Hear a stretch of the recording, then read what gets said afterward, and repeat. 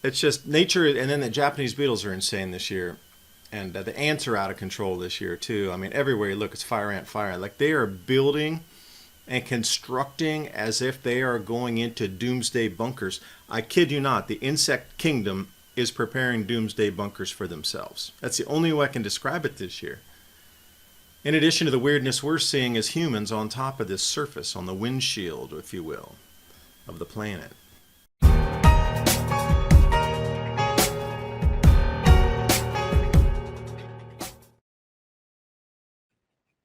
Welcome to another edition of Tradcat Night Special Guest Exclusive Podcast. Welcome back to the shows, and we are finishing strong with one of my favorite shows to do every month with David Dubine at Adapt 2030. I mentioned that David would be talking about the global food crisis and scarcity situation, which I know David's been talking about on his channel. And oh, by the way, every 3 to 4 months, for those of you who have the eco flows, you guys should know this already. You got to run your eco flows, otherwise you risk the potentiality of the battery. I guess it was just like zeroing out or whatnot. And I learned that the hard way last year because I lost 2 of my eco flows.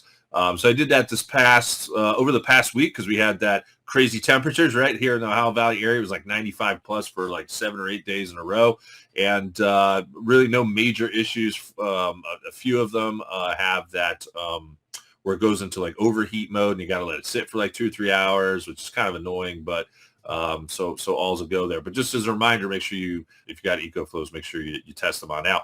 But the lead headline here, global food crisis continues to accelerate as UN warns that some of the poorest areas of the world have 0 harvests left. Yes, you heard me right. UN officials established the goal of completely eliminating global hunger by the year 2030, according, I'm reading from the article here right now.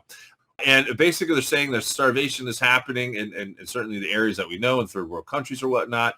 But basically they're saying it's accelerating, it's picking up. It is projected that 95% of the world's land could be degraded by 2050 in an article posted on the BBC the other day, and so on and so forth. I'm not going to, sit here and read the whole article, but, listen, it is the United Nations, but we do know that they are trying. We're going into a complete resource scarcity. It's not just necessarily going to be with food. It'll be with everything, with water, with just general supplies, medical supplies, all that good stuff.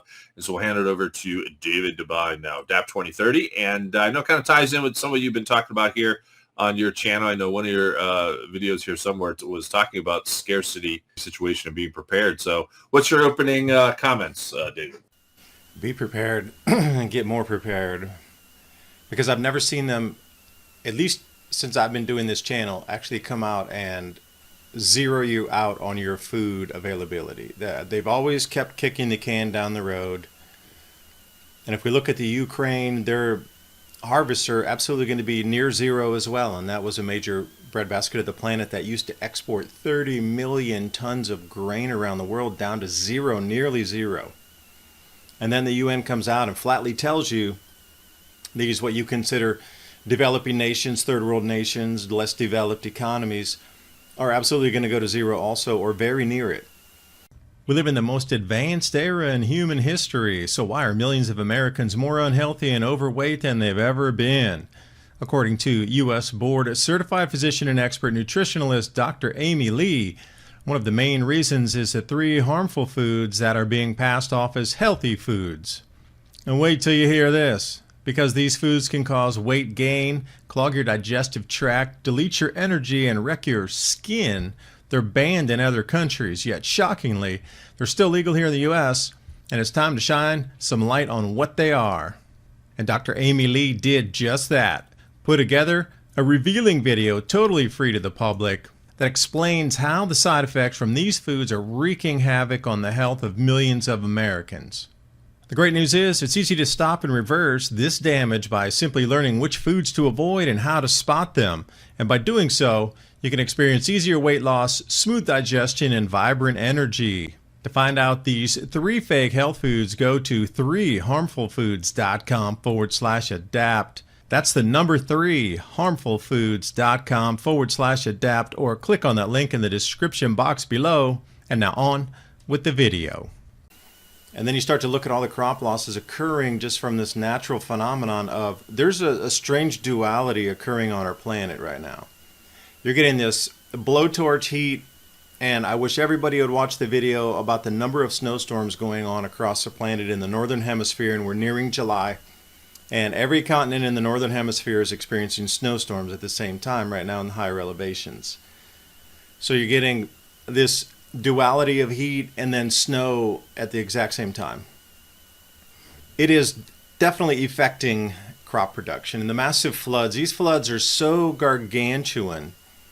14 and a half inches of rain in a single day in Vietnam, no typhoon. China also is just inundated with floods. 22 major river systems are in catastrophic flood mode. Again, their crops are at risk. And then we saw what happened in Brazil. After they harvested and all the grains were along the banks, well, they got, once in a 500 or 1,000 year flood, and just a huge amount of stored grain got wiped out. Wherever you look, it is absolutely in play, and I would implore everybody, please, you really need to get more ready, whatever form that takes. And Eric and I are going to talk about this later through the program. Yeah, one of my guests this morning, I'm not sure if you've ever interviewed him. He's a pretty cool dude. Every a couple years I bring him on. Jack Doty of Abundant Culture. He basically has a program based upon the Bible of getting ready. He breaks it down into 5 different areas. He was letting us know that he's about 50 miles from Colorado Springs. He said his area is pretty barren. It's been pretty dry out there. I think he said the average amount of rain they get per year, if I remember the podcast correctly, this morning was 7 inches. But he said, over the last, I don't know if he said it was the last few years or something, or like 2 inches for the year. And you're saying 14 inches in a day. To put that into perspective, folks, that's insane. You know what I mean? Carry that out. Yeah, I'm seeing the same thing too. Extremities, right? Whether it be the heat waves or the flooding, the crops obviously being affected. But that's something that we're all going to have to deal with, right? David, I think I asked you this question on the last show in terms of what you're doing out there in the Tennessee area. And then we also have to take into consideration perhaps water rationing come down the road. I saw a few more articles on that over the past month. We might have to be dealing with our local agencies and government officials on that. But what's your thoughts on maintaining a healthy garden that's going to be able to sustain? I don't know if it's going to be your family or maybe more, a whole community. Is that even going to be possible, do you think, in a few years now? I mean, we know how they're constricting farmers or whatnot. Is that even going to be possible for like the average homesteader to even really have enough food for more than a few people? I often wondered. If you can grow it indoors, yes. But we're experiencing something down here in Tennessee. Like, it hasn't rained in forever, and everything's really bone dry anyway. And they're expecting today 96 degrees and 30-mile-an-hour winds for most of the afternoon. Like, even if your plants are hydrated and you're sitting in and it feels like an incredibly ionized wind. And I've noticed what people are a little angrier right now. I can't explain it to you, but you can just feel agitation in the air. And I've heard of something also like this in California, where the wind blows from the desert to the coast versus from the coast into that mountain range. There's a name for it. Is it Santa Ana winds? I'm not sure. But it reverses the flow, and when they find that really hot, dry, ionized wind comes down, there's a lot more violence. And I absolutely understand what that was. I never really got it until here now. It's a very dry wind. Everything is just dry. Even though we water our plants every day, they just look parched. They look like scorched in the sun and parched. We've had an enormous amount of pest problems this year, like way so far above anything we've ever encountered before. I don't understand why nature is it is truly over the top in terms of the rabbits, the mice, the field mice that are coming in to eat on the garden. And they're coming out of like the forest or the field. Don't know where they're coming from. They're definitely not in the house, obviously, but and then we got these rabbits coming in. We got deer jumping our fence to drink the water out of the pond that we got for our we got geese and ducks. So we got this pond, right? It's like, but the deers are jumping over our fence to come in and drink the water. And so I never saw that before. And it's just, and then they're like, oh, wait, there's, beans and wine vines and stuff along the fence. Let's nibble on our way out. And I'm like, in addition to rabbits and whatever else is eating there, get away from our fence line. It's just nature. And then the Japanese beetles are insane this year. And the ants are out of control this year, too. I mean, everywhere you look, it's fire ant, fire. Like, they are building and constructing as if they are going into doomsday bunkers. I kid you not, the insect kingdom is preparing doomsday bunkers for themselves. That's the only way I can describe it this year. In addition to the weirdness we're seeing as humans on top of this surface, on the windshield, if you will, of the planet. No, I'm right there with you. I mean, from a biblical standpoint, all of nature, animals going into revolt, everything not acting normally, basically. It kind of speaks to the insane times that we live in. But in terms of the scarcity situation, is there anything in particular that you're taking a look at the back half here of 2024 that people need to start stocking up on, or maybe getting extra seeds on before we might not be able to get it? Yeah, we had this conversation just a couple of days ago. Now, we were talking about the amount of fuel we had with the generators because our freezers are, they got some meat in there. So we were talking with my neighbors and saying, all right, what happens if the electricity goes out? Everybody obviously has generators. So we were talking more about the amount of fuel that each person had and like how much you have or how many days you think you could, run generators and keep 3 refrigerators or, whatever it is. People with health conditions are going to need to think about cooling, obviously. So then you're going to have to think about something that freezes to put ice in front of a fan because you're sure not running your air conditioner off of a generator for very long because that's going to pull so much. You can't keep it on eco mode. So we were going, all right, yeah, we're good for 2 to 3 weeks easily. But then after that, then what? Then we're like, all right, we got gas cylinders to cook out on the grills, or we could use obviously wood like everybody's been doing for 1,000, tens of thousands of years cooking with wood. Yeah, but it's trying to game this out and map this out. So this is going to be a little bit different for everybody here. I mean, your main number one thing is you're going to have electricity and connectivity. And as we see now, the U.S. government's going to stop allowing the import of DJI drones to come into the United States. So with that being said, there's an enormous amount of electronics in terms of walkie-talkies and ham radios, Baofeng, etc. that's manufactured in China. Now, if they're going down that route already and saying, well, the chips are used for backdoors and this and that, we got to restrict every single Chinese electronic product. Now, you need to put yourself on that mind frame right now that they are starting to restrict Chinese products, getting you anticipation that there's going to be a war breaking out where China would stop the stuff anyway. They're just trying to front run it. So as you see this, I'm not even going to call it slow drip. I'm saying like they're opening the faucet full bore. You're looking at this incredible long line of things that are going to be banned for import into the United States.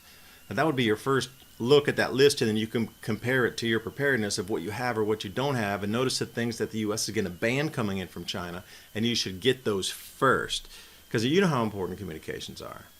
And I think it's incredibly important now. I've changed my mind frame. I think it's incredibly important to have a drone, to be able to get up there, scout your property lines, go over your tree line, 1,000 feet in any direction, and like look for threats coming in, because those drones, those batteries are very, very easily rechargeable with what you're talking like an EcoFlow. You can definitely recharge that hundreds of times. I don't want to be like, if I start doing that stuff now, I don't know if I would want to do that, because my situation is different, because I live like in a neighborhood kind of thing still, where you're probably more out in the open. You know what I mean? I don't know if I want to necessarily be flying a drone around in front of some of my people who already probably are looking at me sideways a little bit. You know what I mean? So I'm a little bit careful on that. But I did address that last year with the drones. Yeah. It is for hunting purposes too, because, you can start to scout out the game in certain types of the day and see where the water's flowing or not, because after rain falls, you can see where you get the pop-out springs. And you can send that thing up through the forest, because we have a few roads going up higher on the mountain and thing. So you can like send it up the road and scout the property so somebody doesn't have to walk up there, and you could check out, hover right over the trees and really see if there's insect problems or if there's fruit, how much fruit is it ready. Here's another thing. We have a bunch of peach trees, and we got these early red peaches, and I forget the name of the actual variety, but the early red peaches are the first ones we got continuous peach drop through the year. Like now the yellow ones are coming on, so we'll get those in. But we didn't harvest fast enough, and the birds got all that stuff. A bunch of birds took a bunch of fruit. And we have more birds out here right now. It's crazy, too, how many birds are around, and just different types that I've never seen before. They're just everywhere all the time. But they're hungry, and I get it.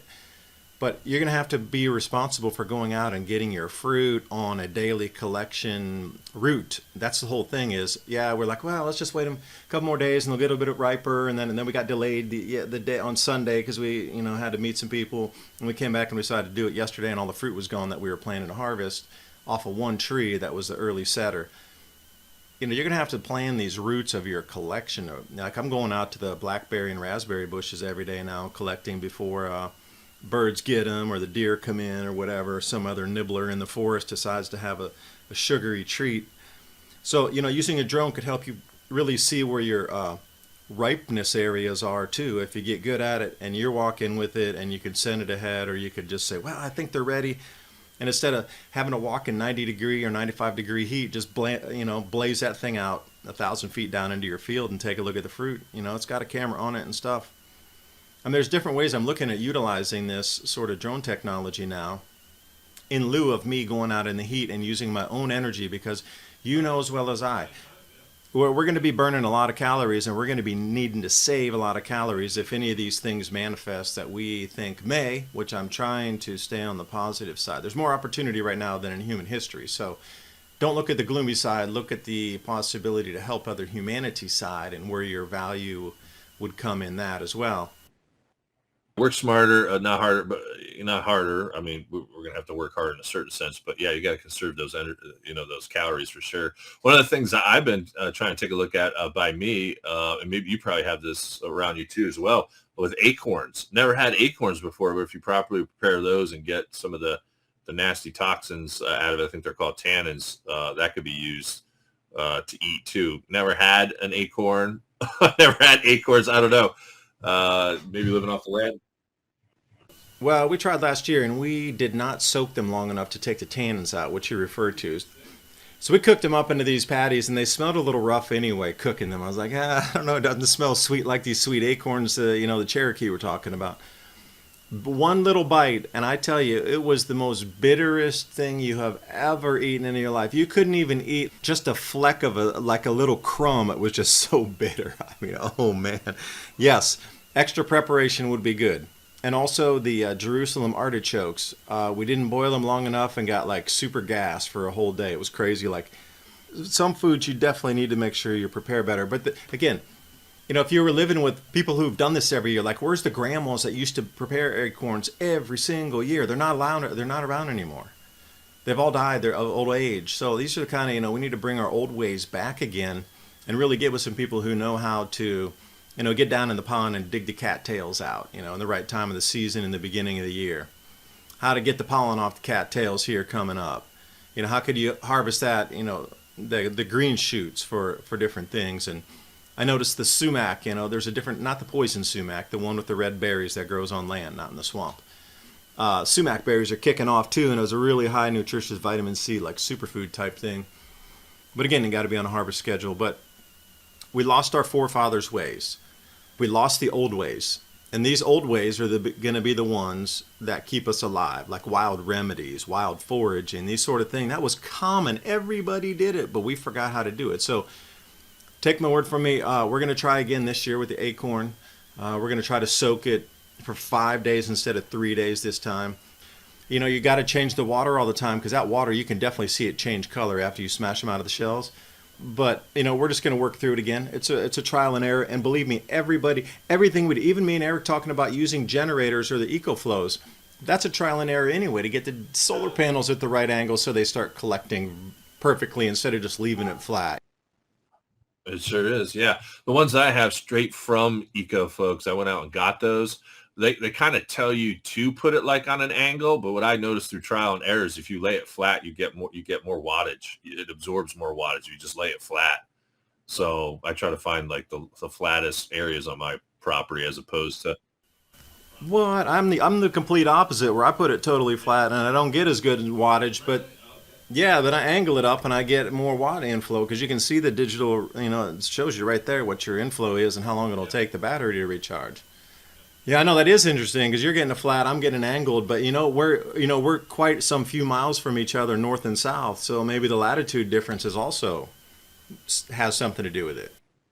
That's interesting. Yeah, it wasn't crazy amount. I was getting maybe an extra 25 to 50 in that range. It wasn't, because those things take forever to reload. You're gonna have to do it daily from start to finish daily. That's your job. Get up and put that panel out immediately that there's sunlight. Dang, I got to get out there 5 in the morning, you know what I mean? Get them all out, because it's going to take about 5 hours. If you have, I don't know if you do it like me, where you pair the two up, solar panel things up, and then it'll charge an EcoFlow. And I have surmised that it takes about the quickest, maybe 4.5 hours, but it'll be about 5 hours to charge at least the one that I have, and 2,000 watts or 2,100 watt capability. So it takes like 5 hours to charge. So, I mean, like, you got to really beat the chemtrails. You know what I mean? Like, first thing in the morning, you got to get out there. You got to start thinking about these things, folks. I don't know about you, David, but I always sit down at the end of the day, like on the prepper side, and I at least try to spend, I don't know, 20 to 30 minutes kind of thinking about potential problems, writing out potential solutions and kind of stuff, because something's going to come up down the road to where you haven't thought of, and it could be a life or death thing if you don't really think these things ahead. No, I totally agree with you there, because running the scenarios through the mind, like talking about how much fuel we had for our generators and things, like, okay, that's not a normal conversation that you have with people. That was kind of a spur of the moment thing. But if it had been a checklist, I want to get another 10 gallons of fuel to be able to stock up, but again, the 100% fuel, and there's only a few petrol stations, and we got to drive like 45 minutes to find 100% fuel. Everything else has ethanol in it. So even that one thing alone requires pre-planning, to have the things in your car when you're going to run an errand halfway to a bigger city where they have 100% fuel, because it's just getting harder to find that. And you don't want to damage your equipment by running ethanol in it. So even something that simple on a checklist to like, all right, I got to get my cans and we got to go to this special station that has 100%.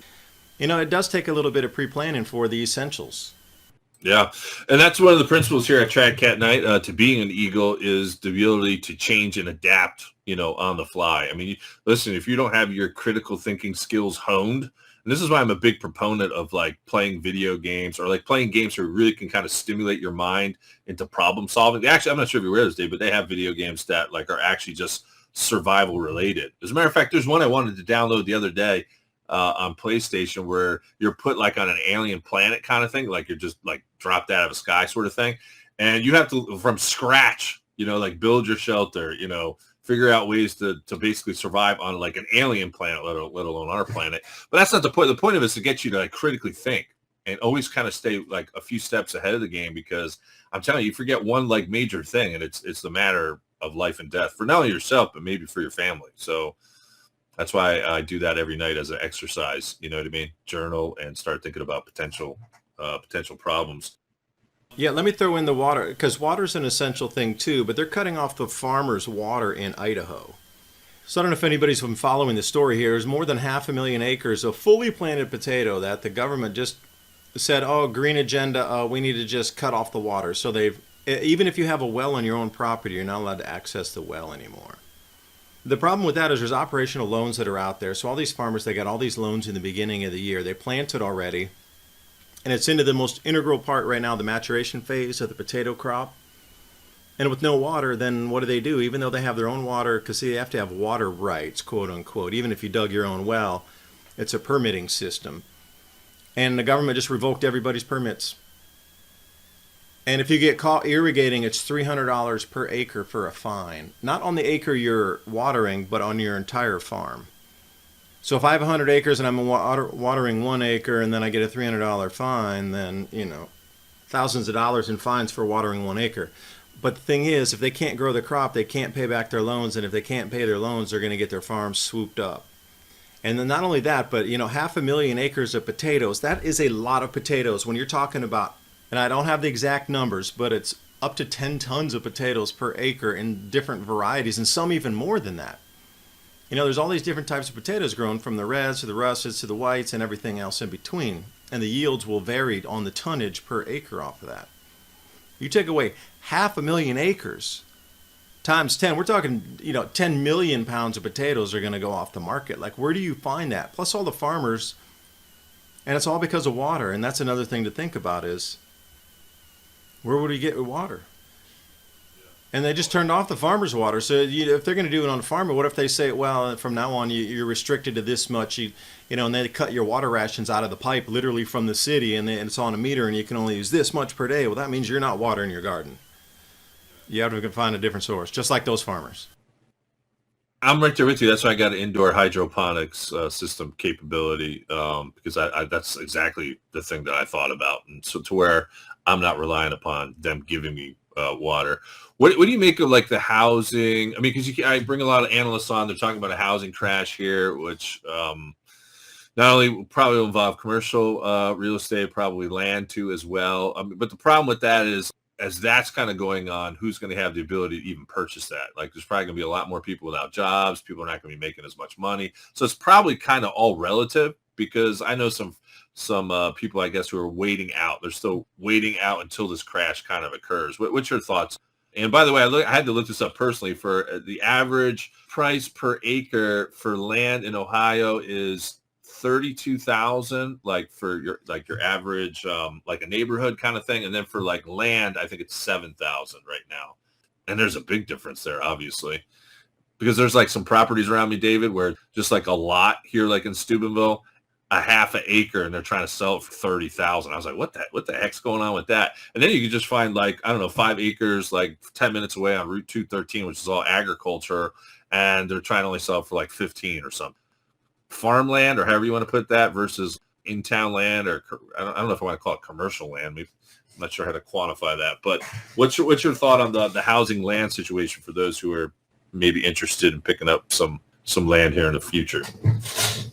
Well, two thoughts. The first one I'll go with, I saw this video that absolutely crushed my mind. You know, when you hear about BlackRock and Vanguard and them buying up neighborhoods and everything, well, unbeknownst to me until I saw this, the reason they're buying up those lands and neighborhoods because it's so expensive to do by the parcel, because what they do is they buy up the entire neighborhood, they strip all the trees, they break down all the houses, and then they put up a data center.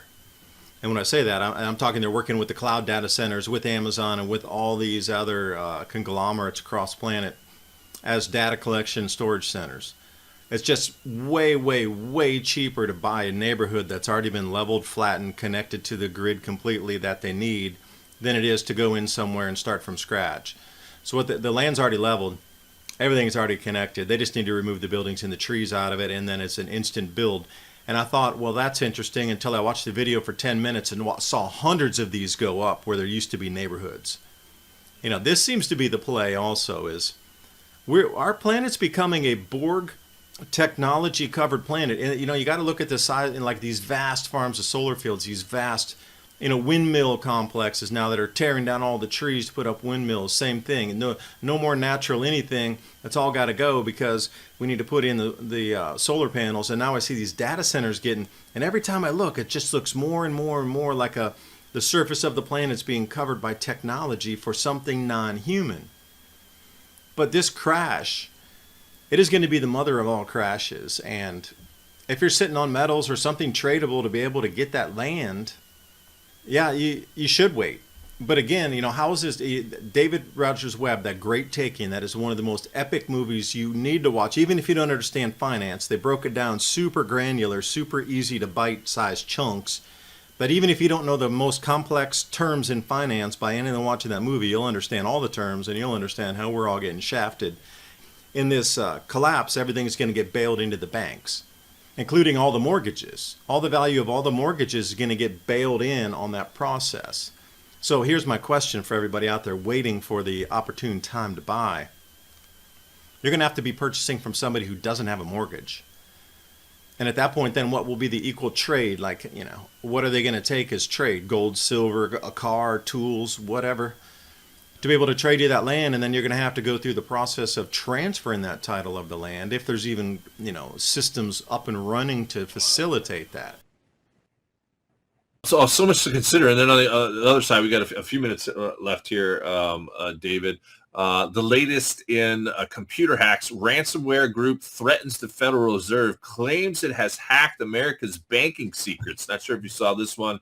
It did hit mainstream media. Ransomware group called Lockbit have claimed to hacked the Federal Reserve Bank and released, get this, 33 terabytes. 33 probably a number synonymous with Freemasonry. They love right? I was like, you got that one too, right? But yeah, so we got to be aware of this too, with, you know, money in the bank or with cryptos even or whatnot.